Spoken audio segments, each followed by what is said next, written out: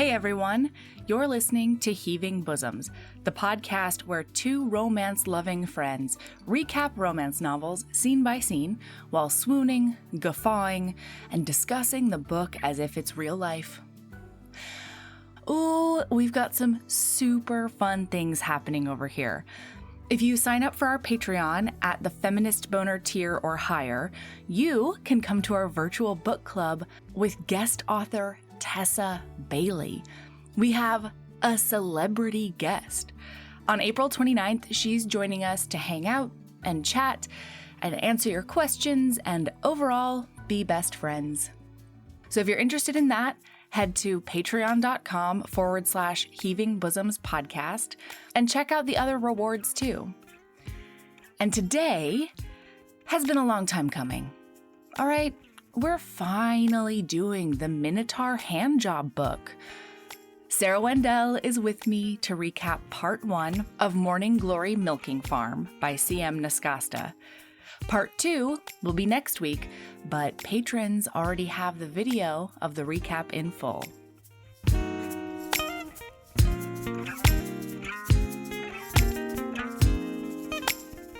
Thank you for inviting me back. I'm so excited. I fucking love recording with you. Yeah. Oh, thank you. Course. That is really nice of you to say. No, not even close. It's just facts. Somebody paid me the nicest compliment yesterday, and I am still high from this compliment. What was it? Somebody was telling me that they started a book podcast because there were some authors that they really liked. And they were listening and they were like, why am I having the hardest time getting into this? Like, I'm having a really hard time. And she said, I realized I am spoiled because you make conversations seem like two people who are having coffee and chatting, and the listener is invited in to the conversation. And it's not like an interview. And even though it is an interview, it's more like a conversation that everyone is welcome to listen to. And I was like, oh, thank you. I'm still high. High from that one. And your show is the same. Like I've said, you and Aaron, especially, you like welcome people into your friendship. So part of being in the Heaving Bosoms community is being part of your friendship. It's like really lovely. I love that part of podcasting. Yeah, same here. Same here. Because it really is so intimate. And like, I think one of the reasons I'm the most excited about us sort of expanding Heaving Bosoms is that over the years we've built like this network of people that I've grown like real friendships with, you know? Yep. Like it's really nice. And so to be able to include you regularly, and it's just wonderful. It's wonderful. It is. Way to go, by the way. Congrats. Oh, thank you. Very exciting. Yeah. It's going to be super fun. Okay, but Sarah. Yes, ma'am. I got to make a Zoom link that said Smart Bosoms Milking Farm today. I could not have been more delighted to receive this calendar invitation to the Smart Bosoms Milking Farm. What would be at our milking farm? Would we be focused on a plentiful, speedy collection? I think we'd be more about the amenities, snacks, drinks, definitely. Comfortable couches, that kind of thing. Yeah, definitely. I mean, the top-notch clients would get spoiled. Don't get us wrong, you know? Oh, yeah. But like, yeah, we're going to have some plush accommodations. Oh, yes. Absolutely. It's going to be comfy in there. Oh my God. I'm so excited. I was stoked when you said you wanted to do this book. You've read this 3 times now, right? Yeah, see, it's around 3. Mm-hmm. Yeah, that'll do. Yeah. Yup. Because I just, you know what I love about this book in particular is it's one of those that like does so much in not very many pages, you know. It is very efficient and economical with everything it's got going on in Absolutely. it. And it's surprisingly activist and feminist in ways that I just love. Yeah, the commentary on labor, labor on its own, and then sex work as labor, it specifically was just wonderful. And then I really like the style where you're not super sure where you are all the time in the timeline. Yeah. It's really fun because it mirrors the way I think. You know, I'll be doing one thing and then I'll like remember something that happened before, and then that weaves into what I'm doing, and it's just this lovely little journey. It and is. Like zero angst, which, you know, I need a lot of times. I need some zero angst reads. Zero angst, and also a really good geography of fantasy and reality. Like when she is in the city, it's a reality that I'm very familiar with. And there's only tiny little signs of the fantasy world. And then when she's in Cambric Creek, it's clearly a fantasy world. Yeah. And it's so interesting. Truly. Okay, so we should start. Let's get started. Let's do it. Because Violet is in her apartment. And boy, she's having a hard time with a video that's on the screen. My favorite part is the fact that a plentiful, speedy collection is the first line, and it is a continuing theme. And I'm just like, you know what? It's good to have goals and expectations and to make them clear. Also, in terms of labor commentary, yes, the support, training, and guidance provided by this milking farm is the best onboarding I have ever fucking seen. Like, I'm wondering if CM Nascosta, like, in a previous life was some sort of, like, I don't know, organizational communications major or a corporate whatever. Because seriously, like, the way Seriously, yes. Especially in a situation where you click on the link being like, I have no fucking clue what this job is going to be. Turns out it's Minotaur hand jobs. Yeah, exactly. And Morning Glory Milking Farm does not communicate much. No. But then you click the link and it's like, oh. Okay. It's so good. And like the fact that they make that, especially with that jarring like setup so comfy is really, really good. Like, you know exactly what's happening because chances are, I mean, think about how people come to this book. A lot of people come to this book by word of mouth. Yes. Like, you've got to read this book. It's about Minotaur milking. Right. What? And I confess, I had to Google Minotaur because I was getting them mentally confused with centaurs. Ooh, so when they started describing things, I was like, I need to Google this. Yeah. So when you have people who are coming to this book and thinking, oh, okay, Minotaur milking, and the milking farm itself is such a responsible company. Oh. I love it. I love this. Yes. Every company should be like the milking farm. Thank you. I mean, client facing and employee facing, everything is efficient and comfortable and professional and great. And their training is exquisite. So we open with Violet in her apartment going through this training as she is introduced to how to apply for the job.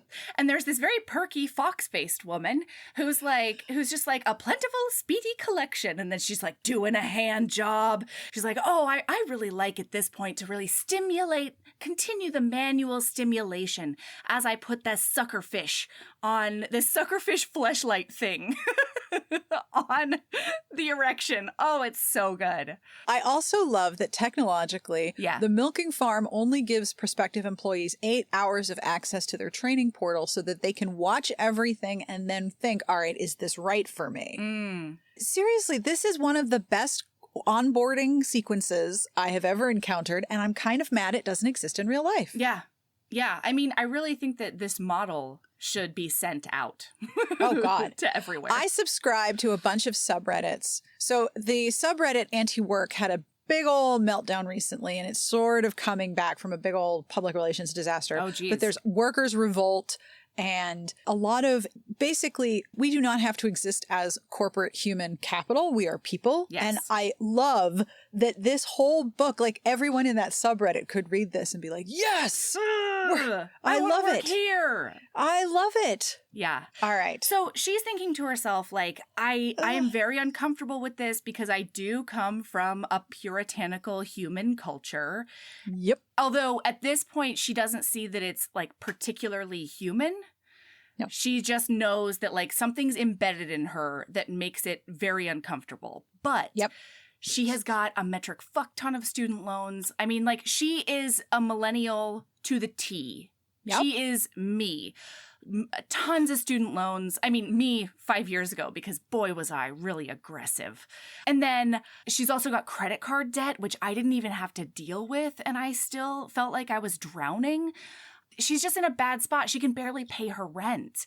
Yep. And there's nothing in her field because she's like a museum lady. Yep. And she says later, which is the truest thing, one of my best friends is in like the public history sphere. Yes. And she's had a really hard time getting anything in her field because Violet is right. Like, either the positions, the entry-level positions, you won't get hired for because you're overqualified. And also they pay jack shit. Oh, yeah. Or the people at the top do not retire until after they die. Nope. Absolutely. And it's rough. So she's like, this is benefits. It's flexible scheduling, so I can still apply and interview elsewhere. No experience necessary, on the job training, 2 weeks vacation, full benefits, including dental. Dental. And she was like, the advertised starting salary was higher than any of the jobs open in her field. And she was just like, I don't even know what this is, but this seems too good to be true. Which isn't that just the job market experience? Like, this is just too good to be true. Mm-hmm. Yep. Absolutely. Dental. Love it. I know, right? Also, the fact that dental is decoupled from most insurance plans is utter horseshit because your teeth are a necessary part of your overall health. It should not be a separate thing. But that's a whole other soapbox. No, my stepdad got a staph infection from an infected tooth. Yeah. Oh, God. Like, he almost died because his teeth weren't taken care of. My teeth went to absolute crap when I was pregnant. I was about 8.5 months pregnant. And you know how the pH of your mouth changes the later into pregnancy you get. And it was to the point where breathing hurt. Oh. So I had to have 6 root canals on 3 teeth in 6 separate sections because the normal Novocaine that they can't use because it stimulates fetal heartbeat. Yes, so I had to have a less effective numbing agent, have 6 sessions. When they did x-rays, I tell you, when I was unable to breathe for very long because I was wearing probably 4 lead drapes across my abdomen because I was big pregnant and my teeth were going to hell. And this was an emergency. This was considered an emergent, like I was going to not be able to eat soon. Right. And I was like, what did I do wrong? What did I do? I floss, I brush, I take care of my teeth. And they're like, this is not your fault. No. This is just what happens. This is like, biological. Yeah, the pH of your mouth changes substantially. And I was like mortified. And they were like, it's really fortunate that you have dental coverage. Yeah. Which, of course, is a separate add-on, which is bullshit. And which, of course, so much of the American population can't even think about getting. No. Can't even consider it. Nope. Actually, one of my favorite TikTokers is a woman who had a similar experience during pregnancy, except she lost all her teeth. Oh, God. And so she does these amazing like transformation videos where she's like, I'm beautiful no matter if I have my dentures out, no matter if I have makeup on or whatever. But she'll go from like her natural face to like this utter glam. And it's honestly inspiring. Like, it's really fun. Anyway, I'll try to link it in the show notes because I can't remember her handle right now. Okay, I'm sorry. So it's dental, everybody. Okay? Dental. So she goes in for the, like, I don't know, the orientation, should we call it? Mm-hmm. Right? Group interview, group, like, I think that their way of doing this, like every company should be like the milking farm, first of all. But one of the ways in which they invite employee applicants is to be like, all right, you got this time to look at these videos. If you think you're interested, come in. I don't think the job is particularly difficult, but it does require a lot of awareness, situational management, people skills, some physicality. And so they're really trying to, I think, screen for people who are going to be like, oh my God, I'm doing what? No, I got to go. Like, you should know before you go in to be there in person. You should know what you're getting into. And they make it very clear. Yes, absolutely. So the pre-screening is great. And then the group environment is honestly brilliant. Yes. But before she goes in, she has one of her awful conversations with her mom. Oh, boy. Oh, yeah. Did this seem like semi-familiar to you? Extremely familiar. Yeah. Extremely familiar. Oh, yes. And it's so interesting. I think as a writer, this shows such skill because there are so many ways to interpret her mother's behavior. Like, I interpreted it as smothering and threatening, manipulative, underhanded, and deceitful. Yes. Whereas I think somebody who has a really good relationship with their parents, right? Who knows what that's like? I don't, but they would probably read this and interpret it as, oh, she really just wants her daughter to be home and she really wants her daughter near her. And I understand that there are people who have these relationships with their moms where they hang out. Like, that's a thing. I do not have this, but I am very pleased that people do. And I think that they would read this and be like, oh, she really just wants her daughter to move home and her daughter just needs to grow up, and could see this as a relatively healthy interaction. Sure. And Because meanwhile, but the words don't change. You and I are just like, no, all of do the not hairs on move my home. body stood up. Like I was like, no, run, get away, don't go back. Because her mom, I mean, you know, from a healthy perspective, let's just try it, Sarah. Her mom is like, you know, oh, you can come back home and like there's a loft above the garage if you don't want to live in your childhood bedroom. Like we can accommodate you. Yeah. And, you know, there's this. You wouldn't have to be worried about rent. You'd be out of the city. And I mean, her mom has to know how much debt she's carrying. Yes. Not necessarily the full number, but she has to know that her daughter is in a lot of student loan debt. Right. I mean, this is a very millennial situation, unfortunately. Absolutely. So, but on one hand, it really likes her independence. She feels like even just living in Bridgeton, the city that is a little bit integrated. Every time I saw it, I thought it said Bridgerton, and I was like, wait, what? Me too. I know, right? So, moving to Bridgerton for grad school. What do you study at Bridgerton grad school? Please tell me. I know. Wisteria and butts. Is that what we study? Is there any cunnilingus on stairs involved? Yeah. Like, please let me know. Poor woman's back. I swear, that poor woman's back. I know, right? She seemed fine, though. And her mother always seemed to know when to call, always knew when she was at her lowest and most vulnerable, always with an abundance of love, overflowing with compassion and eager to help, but always at the worst fucking times. And I admire so much the balance of healthy and unhealthy, where you can interpret that so many ways, but what Violet wants is autonomy. Yes. And Absolutely. the financial precarity of her situation and her employment situation is making autonomy very difficult. Mm-hmm. I understand. Yeah, absolutely. So well done. Really, really well done. Yeah. So she goes to this group orientation and then she decides to take the job. And the process is she has a week of shadowing a seasoned technician. I love this part. So good. And then slowly throughout that week, like toward the end of the week, she gets a chance to start milking herself. And the tech is right there to not only facilitate the client interaction, but also to make sure that like all the check marks are done and all the equipment is right. It's and my gosh, really they have it is so well designed. It's like clockwork. Yes. Boom, boom. You put the thing in the thing, it goes to get cleaned. You have labels, it's all checked. There's a check. I was very, very like flush with admiration for all of this organization. Completely. And client and employee support. The employees are so well supported by that organization. Yeah, it's kind of nuts, right? Because they managed to make this facility that not only is incredibly professional and very assembly line and very organized and all of those things, but it doesn't objectify the client. It doesn't end up objectifying the tech. It manages to be professional and not aloof, but maintain that professional separation while still looking at each party as an autonomous being worthy of respect. Yeah. Like, it's really great. It's the balance really is impressive. incredible.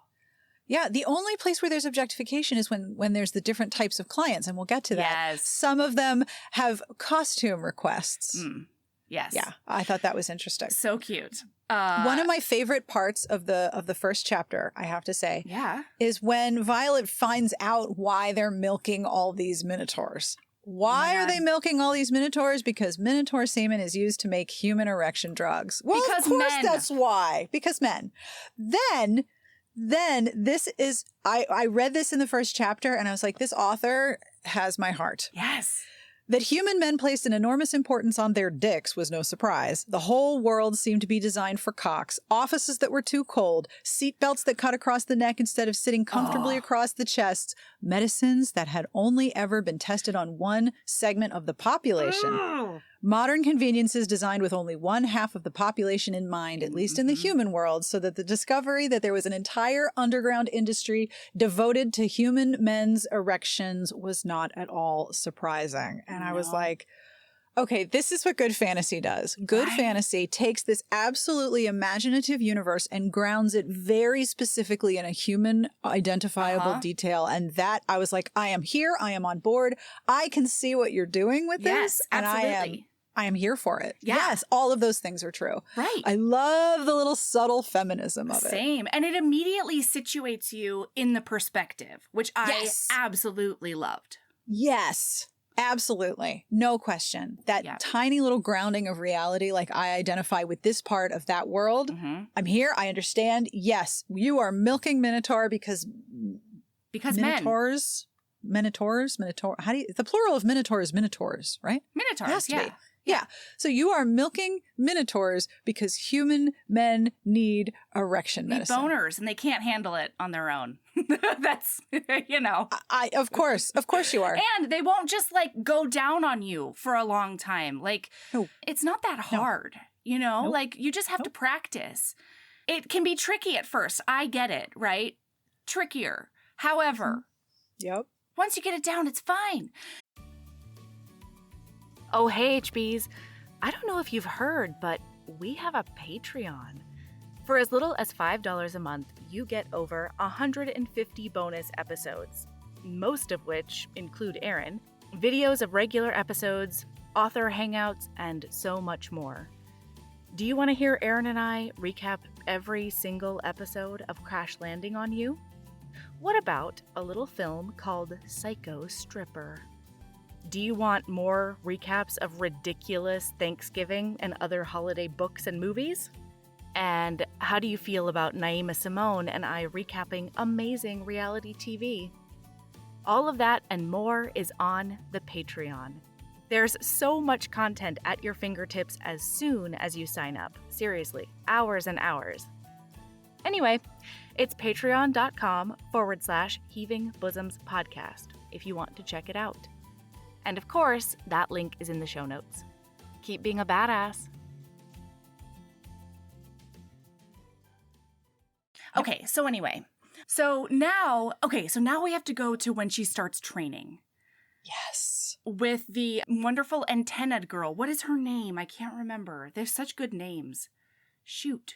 The other detail I loved is that she keeps talking about burnt coffee, and I know exactly what she's talking about. Okay, anyway, she starts doing this, and this is where we start to learn about the different types of clients, and we also get this really excellent conversation about sex work and the difference between sex work and the cultures in which it is sort of shamed and the cultures in which it's not. It's kind of incredible. So let's go through the clients, shall we?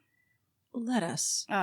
All right, so there are the earners, and the earners are the bulls that come in. They can put their hands on their hefty testes and tell you, it's going to be about 23.5 ounces today, and they're on the mark because they're here for a paycheck. Yep. They want to make sure that you get every single drop because this is a side job. God damn it. It's a well-paying side job. That's correct. They get very well compensated for delivering a speedy collection. Well, we'll pay anything for dudes' boners. Yeah, it's true. Like, anyway. Plentiful collection is their specialty.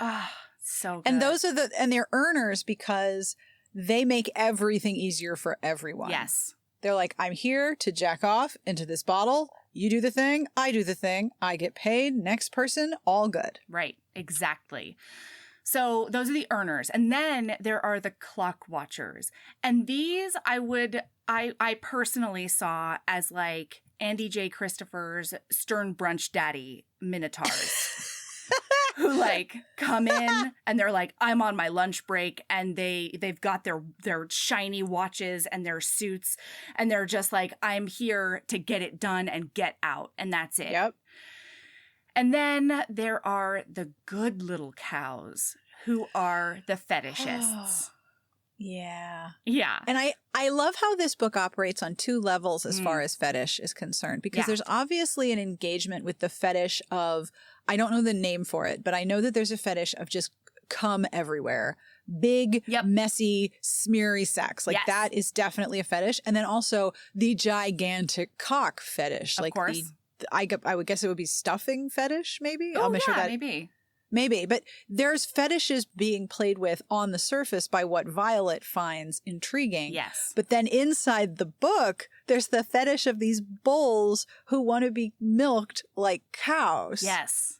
So there's like multiple levels of fetishization, and it shows that even in the fantasy cultures, there are fetishes for every type of being. Absolutely. And I loved the fact that like it was never quite spelled out, because fetishes, although they might be called the same thing, a lot of times they call to different parts of people's psyche, you know? Yeah. So like there are the good little cows who will talk about like, oh yeah, I'm going to come so hard for you when you milk me like that or whatever.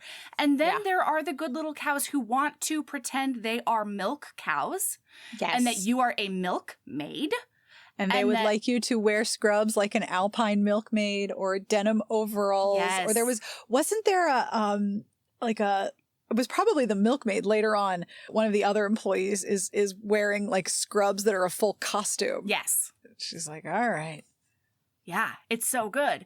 So I really liked that she kept it a little vague, just because that's so how fetishes work on a micro level. Yeah.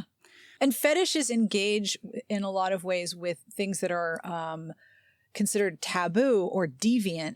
And so if you have different beings with different cultures, what's considered deviant for them is going to be different from what humans consider deviant or taboo. And I just love how, look, if you are a being who is alive and engages sexually, there's probably a fetish community. Totally. And when they talk about the biology of how some creatures in this world are in heat and sex is a biological imperative, they're in pain if they don't, then even the concept of sex work takes on a different meaning. Because at that point, it is healthcare. Yeah. Absolutely. Yeah. Oh my gosh. And she actually expands on that and plays with it. Have you read Mabon Feast? No, I haven't read that one. I've read the one with the girls road trip with the elves who get busy. I've read that one. Yeah. So Mabon Feast, we recapped it for Bonkers Romance, and it is so fun because one of the things she plays with is that heat. The spider centaur hero goes into heat, and it's excellent. Like she really follows like spider biology in a lot of ways. Wow. It's really fun, really well done. I was obsessed with it. That's so cool. Yeah. Okay, so sorry. The trainer can tell that she's a little bit uncomfy. Yeah, Kirime. Yeah, Kirime, thank you. Or Kirime. I think it's Kirime. Right. I would say Kirime, yeah. And Violet has noticed that she's one of very, very few humans there, which is kind of awesome, especially for us, because we get to hear about like the different species that CM Nascosta imagines in this fantasy world. Yeah. It's really intricate and really fun. So Violet's like, she sort of says something that Karime's like, well, I mean, it's not sex work, although I have no problem with sex work, but like, especially on our end, it's just not. Like, it's a manual labor that we do, and it's sexual for some of the clients, but for a lot of the clients, it's not even sex work. Yeah. Because in this culture, like minotaurs will come in married with kids, and like there's a conversation later with a minotaur that's like, yeah, my oldest is going to college, and like we're really just trying to save up as much scratch as possible to make that happen. And they have this whole conversation about like what he should be eating to produce more sperm and cum and all the things. Yeah. And there's also this duality where for some of them it's a fetish and for some of them it's not. Right. But essentially what the minotaurs who are coming in are doing is participating willingly in the commodification of their semen. Yes. Their semen, which doesn't necessarily feel bad to provide to the milking farm, right, is worth money. So all they have to do is jack off in a tube and sell their sperm, and it's not even going to be used for fertilization. It's going to be used to give humans boners. So they are participating willingly in the commodification of their own body. And as one character says later, like, I would rather get paid for it than just, have it go down the drain in the shower. Yeah, that's the hero later on. Exactly. They're willingly participating in this situation where they're getting paid for it. Yeah, and one of the things I really, really liked about that interaction particularly was that he said, humans have commodified us, Yeah. So why not? Like it's almost like this, I don't know. It almost feels like an act of reclamation and activism. Yeah. And she, who is in financial straits, is not being commodified. She's doing work. That's right. And so it's not as if she is being commodified or her body is being commodified. Because if you think about it in contemporary times right now, what of your body can you literally sell to earn money? You can sell plasma. Right. You can donate your eggs, which is actually quite painful. Yeah. You can donate sperm to a sperm bank. You can get paid for different parts of your body. You can be a surrogate. You could be a surrogate. Yeah. Depending, there's an age requirement. Yes. There's like an age limit for that. And you're not allowed to be unpaid, which I find fascinating. But you can do this. You can sell parts of your body to earn money, but it's usually very complicated, and especially for things like egg collection, very painful. Yes. This is someone who is in financial straits getting a really, really good job, but the commodification is taking part on the part of the clients who are willingly participating in that. So it's separating those two, and I love that exploration. I know. So you can sort of tell how much thought went into the world. Oh my God. I love that so much, because it's like, oh, you've actually thought about the implications of what is happening with these characters and why this system exists the way it does. Right. It's brilliant. There's also the pop and goes, who are the that's right. Oh my God, the minotaurs who show up are usually for the first time. They're like, oh, it's going to be so big, and then the minute the sucking nozzle hits them, they're like, kapow, and then they leave and they won't even look at you because they're so embarrassed. It's very cute. Yeah. Okay, so she's working like the full week, and she feels like she's pretty comfortable with the whole thing. She's very fastidious about the checklists and setting things up and all of that. And then Karime says... Such a perfectionist, this woman. Violet is such a perfectionist. And Karime's like, okay, you get to do the next client. Yeah. And so she's very nervous. All of a sudden, like, all of the things she knows goes out of her brain because of the nerves. And boy, did that hit me like a ton of bricks. And she goes in, and who walks in but this very stern clock watcher? Oh, yeah. He has got a suit on. He literally tells her in a gruff manner, I'm on my lunch break. She Clock cannot, watcher. Yeah, she cannot speak. And so Karime's over there going, okay, well, we've got a trainee today, but we're going to get you in and out as soon as possible. And burr, burr, burr, burr, burr. So this is the first time she is doing the milking. And it's really funny. I really liked this.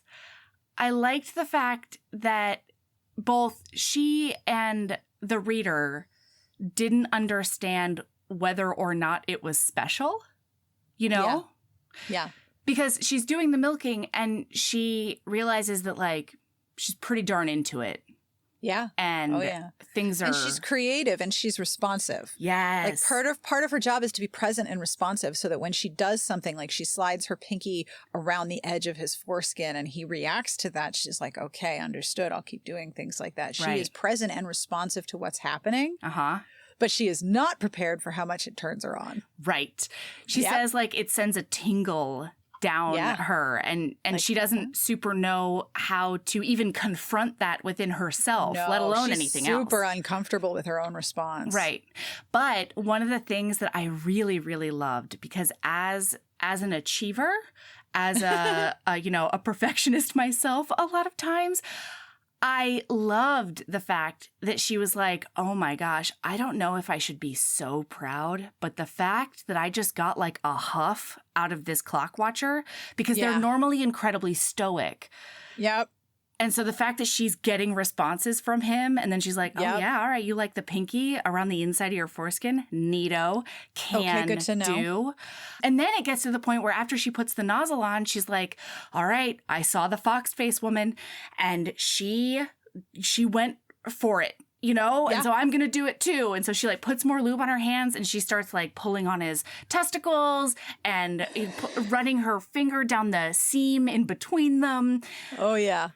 And there's a lot of discussion in the terms of her doing her job with her hands, where the minotaurs, did you notice this? They all have a big ridge for your pleasure. Yes. Like they have a big bulge in the middle. Uh-huh.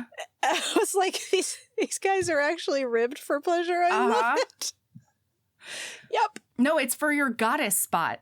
That's Yep. that's one of my favorite things about the Mabon feast. The witch is the heroine, and she calls her G spot the goddess spot. You're damn right. It's pretty great. Yeah, right? I was like, fuck yeah. Okay, so she's like, she's into it and she wants to do a good job. Yes, absolutely. And she's conflicted by the fact that she's kind of drawn to this particular client. She's like, wait, what am I doing? She has a lot of conflict inside by how much she is responding to this particular client. Right. And she then we realize with her throughout the rest of the day that it was special because she encounters other bulls. She does more milkings and like, it's nothing. It's a job. It's nothing. She's just going through the motions, making sure that she does the best job, but like nothing else happens for her. Yes. Yes. And then the end of her first day, she gets tips. I love this part. Me too. She gets tips. They get little envelopes with her employee number. And so she just puts them in her pocket and heads home because she has to deal with that one particular client's arousal that she has been carrying around with her, poor thing. Yeah. Now she's carrying all this debt, and now she's carrying hours and hours of this turn-onification. Oh God. Yeah. From just that one client and not the others, just this one. And she's like, what was it about this guy? But oh my God, I need to get off now, right now. So we get a really nice masturbation scene back at her place. And she's thinking about the way that he like huffed and like the one grunt she got out of him. And that is what her fantasy is, which Meaty balls. Those meaty balls. Meaty balls. And this is one of the first books in a long time where I've read the word cockhead multiple times. I haven't seen that word in a while. Usually that was like old school purple prose, historical romance. Yes. Cockhead. Yeah. There's a lot of cockhead. And she is really flustered by the fact that she is so turned on, but she also knows she's really turned on and she's going to take care of herself. Right. Actually, I don't know why this just hit me, but I think one of the reasons I really like this book is that not only does it have the commentary about how the world is like unfairly centered around the phallus and those who hold them. The human male phallus, yeah. Right. But then it's also kind of an ode to the phallus as well, because there's so many descriptions of like the big fucking cocks. Oh man, and the way that like the different sections of the anatomy and the ways that she can stimulate them and how empowering that is for her. Yeah. Even if it's just in a professional capacity, like holy shit. So like it really does capture like the problematic portions of that as well as the hot. Yeah. Huh. Yeah. CM Nascosta. I'm finding layers like that after 3 times reading it. I hadn't noticed. So after she gets off, she looks at her tips. And one tip is a crisp, new folded $100 bill. And she knows exactly which client that was. But then this is my favorite part. Like of the way in which Violet embodies the reality of being in debt.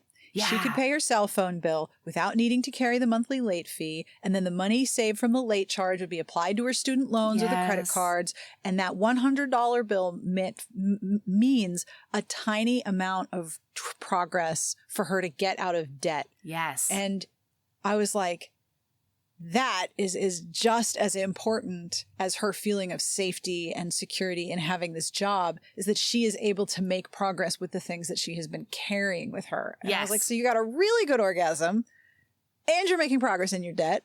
This is a win. Have a good night's sleep, girl. You've earned it. That's right. Sleep tight. Yeah. Sleep tight. Have good dreams. Very good dreams. Oh, it's so good.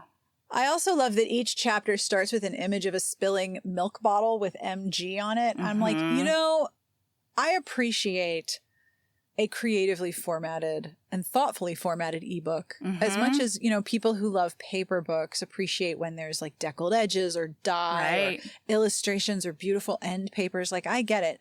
I like when thought is taken. And I just want to imagine the sequence of email messages if an artist was hired. Like, what did the email and discussion look like to create this logo? I love it so much. Like, I need to put an image of a spilling milk bottle at the start of each chapter, and here's what I need it to look like. And it's very subtle, but it's very suggestive at the same time. It is. And I'm just so charmed.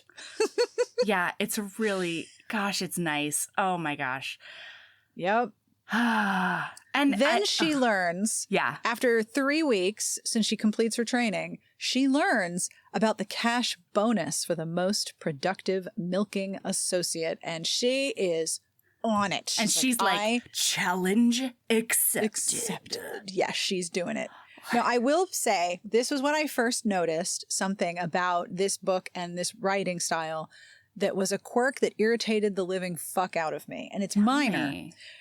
All right. So if you Control F in this book and you search the word little shops, little square, little coffee shop, little boutique, little this, little that, everything having to do with Cambric Creek, the cuteness is described as little. The word little is used over 200 times. Whoa. And every time I saw it, I started noticing it. This was a quirk that started to bug the shit out of me. Odd little shops, quaint little bandstand, little green market, and vibrant little community. That was in one paragraph. I was like, there needs to be another word to describe the quaint charm of this town, but the default in the writing is little. Not a fan. Got real tired. But I'm also the person who notices patterns. Yeah. So the minute I notice something, I'm like, oh, yeah.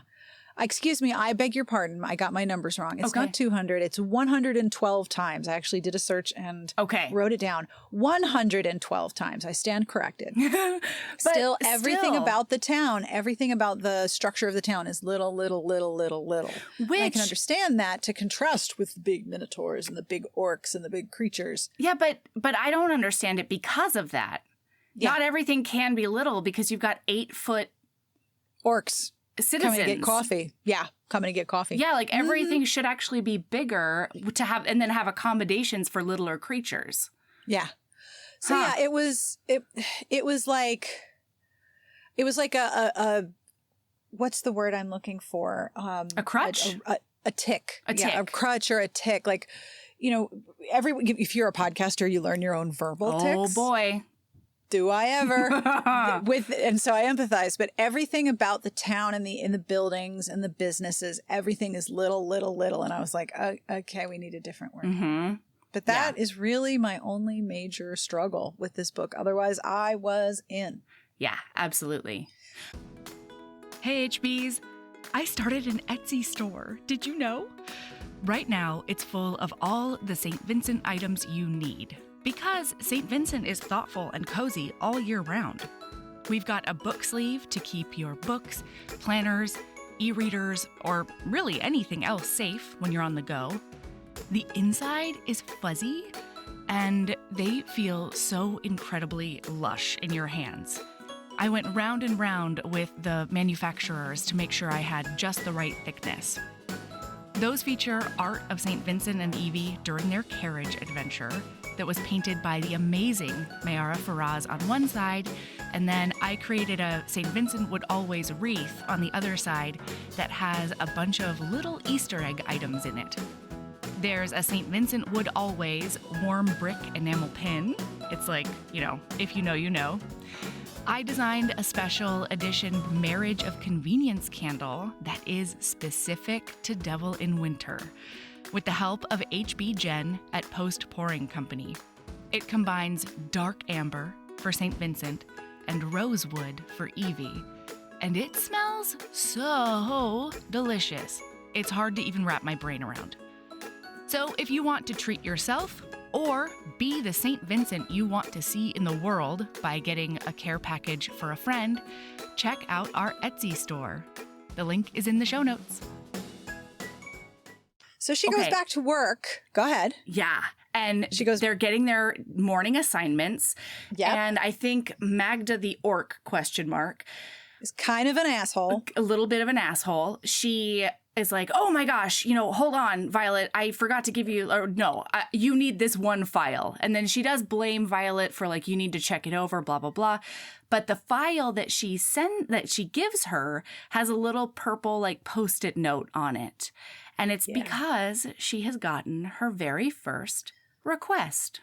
Ooh. And then Magda tries to blame her. You need to check. And Kurime comes in and is like, no, that's not her job. That's your job. And you need to do your job. That's literally in your job description, Magda.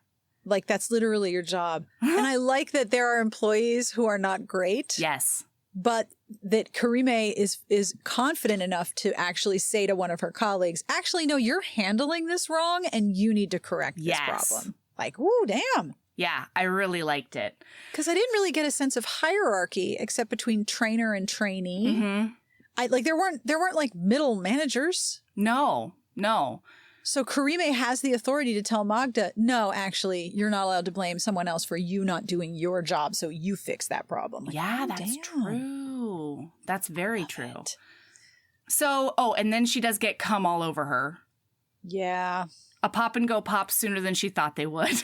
With no warning. And we're talking about at least 14 to 16 ounces. Like, it's a lot. Yeah, it's a deluge.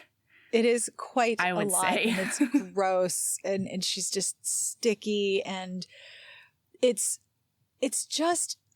Like later on, you learn that their cum is so thick and viscous, you need to break it down with an enzyme or it will clog the drain. Right. So it's not like a small amount of semen. And I'm trying to think of an appropriate comparison. Maybe it's like getting hit with, 24 ounces of really thick lip gloss. Oh, maybe. Yeah. Like this isn't just like a normal fluid. It's like getting hit with like spackle or glue. Like she's just covered in thick, sticky like mess Elmer's glue. Almost. It's a lot. Don't put it down the drain. No. Like, it's a lot. She's covered in it. She's not happy. Yeah. Yeah. But then she showers and changes and does all the things. And then she gets to go to her requested appointment. Yes. And is there one particular clock watcher that walks in that door? Yes. He's got this crisp business shirt on that she's like kind of in love with. She talks about the subtle mint striping of it. Like, I love man. It. Yeah. She notices what he's wearing. She notices his hair. She notices the color of his clothes. Mm-hmm. She wonders about his tail. Like, how do you deal with that with business pants? Yeah. And the bulging thighs. Yeah. And his well-rounded backside. Uh-huh. Yep. Whew. And so the very first words that are spoken between them is him asking her, how are you today? Yes. And apparently he did not speak hardly at all the first time. So the fact that he's making conversation is very surprising. Yeah. The only words he really spoke last time was to set up the expectation that this is a business transaction that needs to happen. I'm on my lunch quick. Break. Yeah. And like, I'm not here to screw around. Right. And now he's trying to like make small talks. Oh, wow. And so she says, it's nice to see you again. Yeah. And then she actually gets like honest with him, and she's like, actually, you know what? I'm fine, but it's honestly been a disastrous day, and I have been behind all day, and like it's been a mess. And so he's like, and that's an intimacy, isn't it? Yes, that's an intimacy to say, how are you? I'm fine. Actually, no, I am not fine. I have had a day. And that's her asking him to recognize her as a person, which he's willing to do. So it's an act of verbal intimacy. Yes. That means that he is going to be aware of her as a person, which clearly he already is. Mm-hmm. Absolutely. Yeah. But I really do like it because, again, it sort of delineates the fact that he didn't request her because he objectifies her. Nope. He requested her because she did a really good job and he enjoyed it, but he doesn't see her as an object like the big sucky nozzle thing. Correct. She's a person. Yeah. Yes. Okay. So then, and so he says, like, does that mean that I'm the origin of your bad luck? Oh. No. It's so cute. It is. Like, he's worried about her. Yeah. Yeah. Oh, and then, like, he asks in, like, a very gruff way, are you still in school? And she has to be like, no, I'm done with grad school. I'm like a grown-up professional lady and shit. And he really likes that, if I'm going to be honest with you. Yep.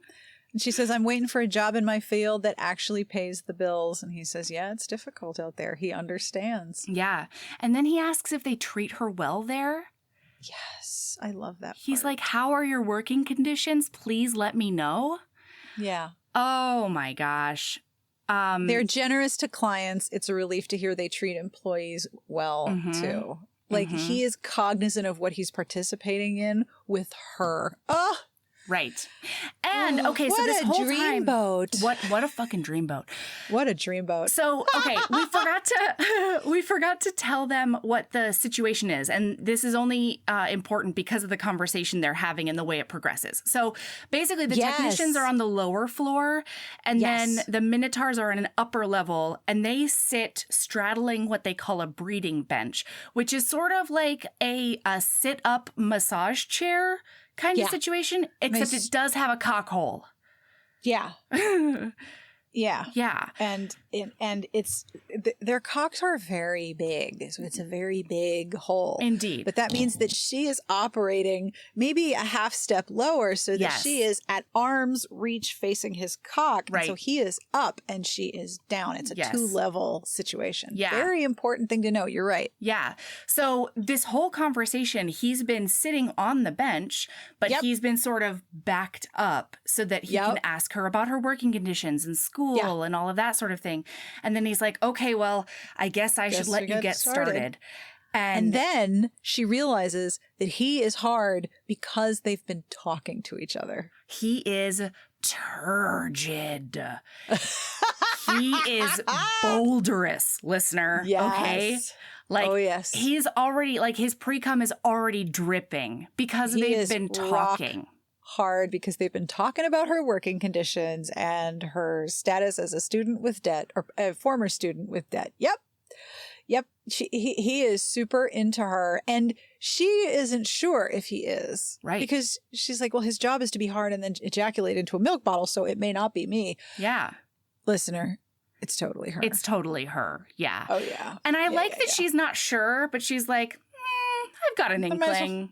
Yeah, and I'll enjoy it. I feel like it's probably me.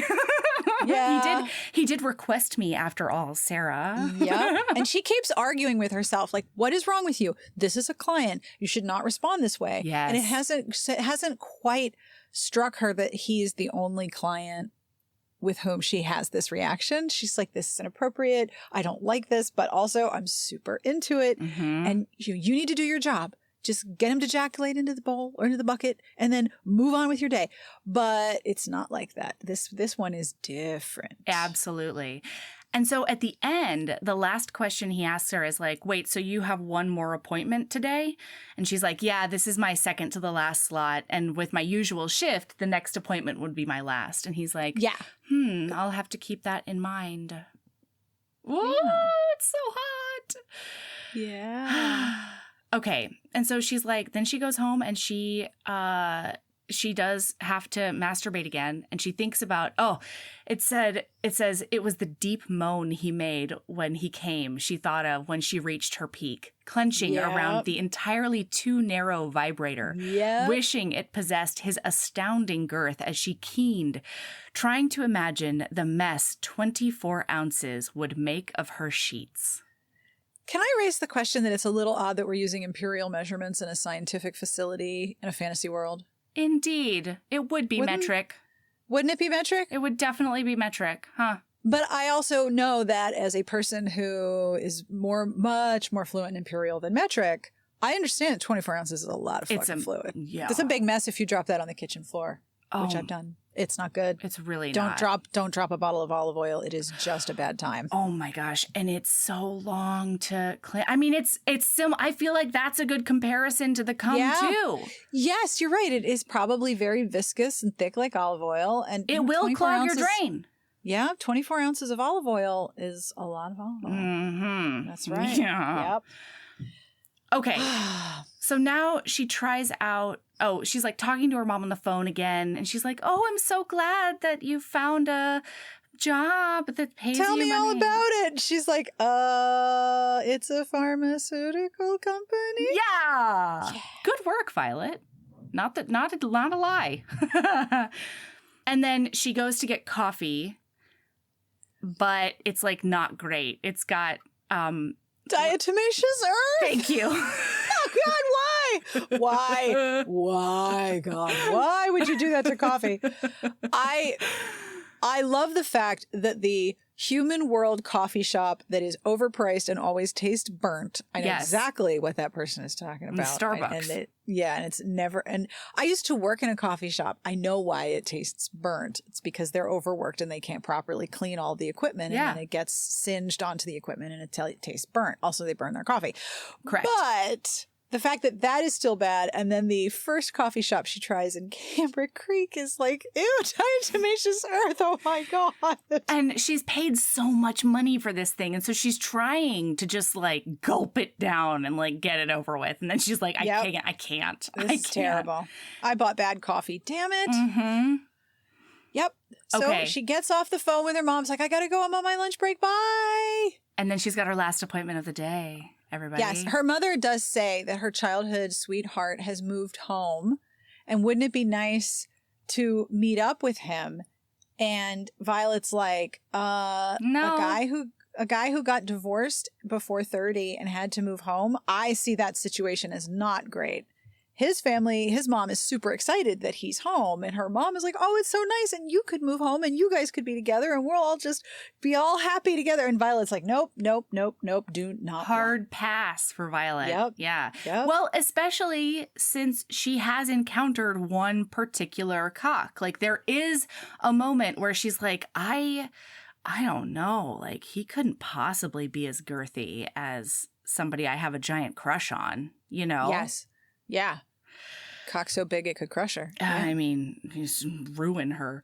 So she's got her last appointment of the day, and he's like, I trust you're having a better day this week. And she's like, yeah. And he's like, oh, I'm so glad I'm not a harbinger for bad luck for you. So he's like remembering what her day was like last time, and it's so good. And he's like, maybe I'm your good luck charm in this slot, because he is the end of her day. Yes, he has asked for her last appointment of the day. And I think that's as much for him as it is for her. Like, he wants to be the last one that she sees, because he doesn't want to think about her milking any other cocks after his. Yeah, I think so. Yeah. I think so. And it also moves him closer. I just thought of this, to the border of her not being at work. Ooh, yeah. Because he is starting to want to talk to her outside of work. And so if he's the last appointment of the day, it's moving his presence in her life closer to the boundary of work and not work. Yes. Not to mention that she doesn't have another appointment to get to afterwards. So if she wanted to talk for longer, she could, and no one would have to worry about it. But she also has the protection of this being her job and needing to clock out. And so she could make that excuse if she wanted to. Yep. It is a way to give her control, but also place him in a position where maybe it's also different for her, because clearly it's different for him. Yes. Because he's teasing her. He comes in for the appointment and he's teasing her, which is so different from their first encounter. Yeah. And it's really weird for a clock watcher. Yep. Love it. Yeah. So he talks about, like, there's other milking farms and stuff, and they're just like, they're having more conversations, and it's so, so cute. It's super cute. And he tells her about the fact that humans have commodified us, and the financial compensation for a natural bodily function is a no-brainer, especially when you have a mortgage to think about. And how else would family men be able to afford to take their kids to Blinksy Land? And I'm like, I love it. Oh. They have a Disney, bless their heart. It's so cute. And it's so true. Yeah. Like, nice shit costs money. Mm-hmm. So if you want to go stick your dick in a hole and have it milked and get paid, why wouldn't you? Why? It's a no-brainer. It's a no-brainer. Okay, and then he's talking about the other facilities, and she's like, so are the other facilities like similar in how they operate? And he says they don't have the same personal touch this place does, and the personal touch is a definite perk. And then she surprises herself by saying, I guess it depends on who's doing the touching. Oh, yes. And then he says, there's no doubt about that. The ability to make requests is a perk of the perk, without question. Some personal touches are definitely more enjoyable. Yes. Definitely flirty talk. They're flirty bantering, and it's hot. Yeah. And, his cock is just going to hang out there, and they're flirting with each other. Yeah. You know what this reminds me of? Mm-hmm. So do you remember the couple in Love Actually where they are the body models for the porn? Yes. And every scene they're fucking because the close-up is of their bodies fucking. Yeah. But like above the waist, they're just having this get-to-know-you super awkward conversation. Right. It's kind of like that. Like, yes, I'm going to milk your cock, but we're also going to flirt with each other about, things. About so like cute. Completely mundane things. Yes, and it's a contrast in intimacy, right? The intimate part is not her jacking him off. The intimate part is him teasing her about being late and asking about whether or not they treat her well and talking about the personal touch. Like, that is the intimacy. Yes. I love it. I love it. And then she's like, why did you request me? Yeah. And she talks about, like, I didn't even know if I could get this job or do a good job at it because I have such tiny human hands. Yep. And so, oh my God. So she's like, I'm glad to know the personal touch makes up for that. Is that why you put in the request in the first place? And he goes, well, that, and you do have those perfect tiny little hands. Oh, really, sir? Interesting. Oh, man. Okay, so what happens next?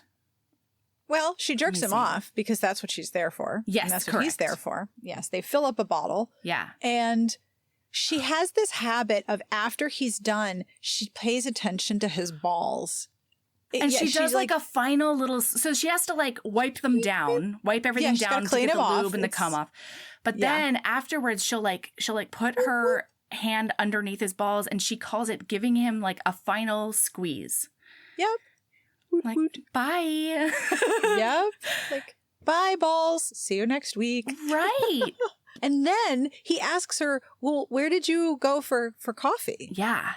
And because she mentioned that her coffee wasn't good, and she's tries like, to tell him where they put dirt in it. Weird. He's like, yeah, don't go there. That place is gross. His pink nose wrinkling around the gold ring. So he has a gold ring in his nostrils because his head is a bowl.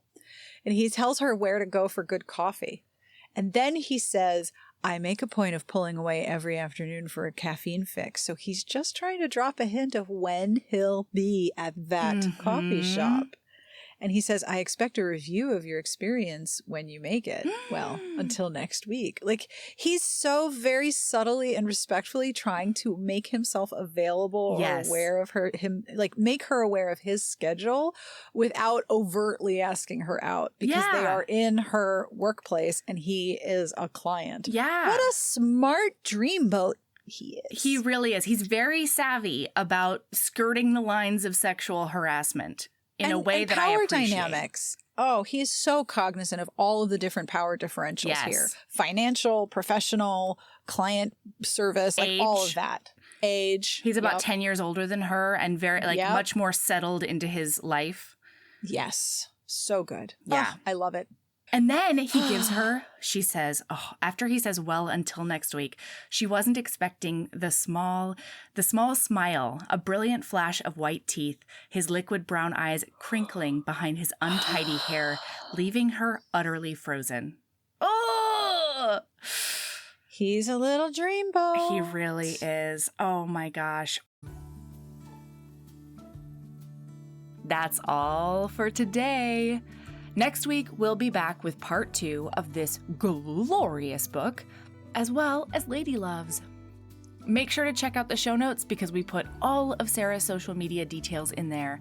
The Smart Bitches website, everything. You can follow us on Instagram at Heaving Bosoms, on Twitter at heaving_bosoms. Find us in our Facebook group, the Heaving Bosoms Geriatric Friendship Cult, and treat yourself to tons of bonus content on our Patreon. So keep being a badass and love yourself as much as that fox-faced woman loves continuing to provide manual stimulation. See you next week.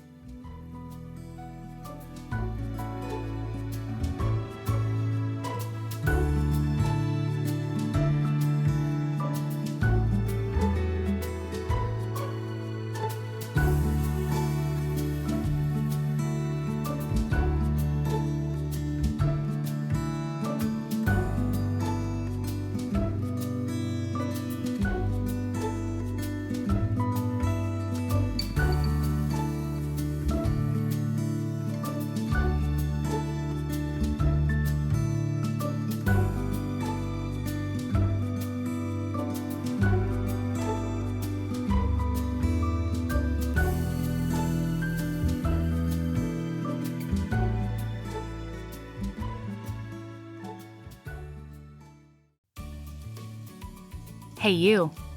Yes, listener, you. Are you loving the show? If so, please leave a rating and review in your podcast app. The 90 seconds you take to say something nice not only helps new people find the show, but it makes me super smile over at HBHQ. Also, I've had a few people ask, and the answer is yes. We are still doing the 5-star bribe. If you leave us a review with 5 stars, then we'll do whatever book you want. We're real deep into the list though, so it might be a while. Lilas! Okay, back to the show.